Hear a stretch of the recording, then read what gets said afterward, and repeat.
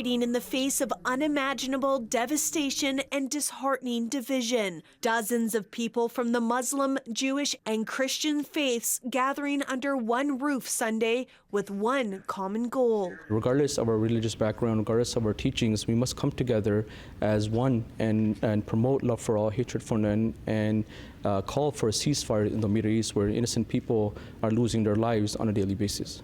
Rabbi Laura Duhan-Kaplan says the message of global peace and hope in times of darkness is especially significant this week as thousands of people mark Hanukkah. We're seeing violence, harassment, bullying, vandalism, other kinds of hate crimes.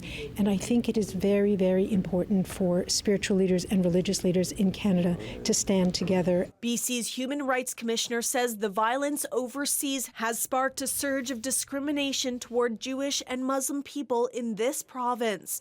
Vancouver police alone have reported 18 hate incidents aimed at the Jewish community, while the National Council of Canadian Muslims says the past few months have been the worst in decades for Islamophobia. We know that Hamas did an unfortunate act which goes against the teaching of Islam.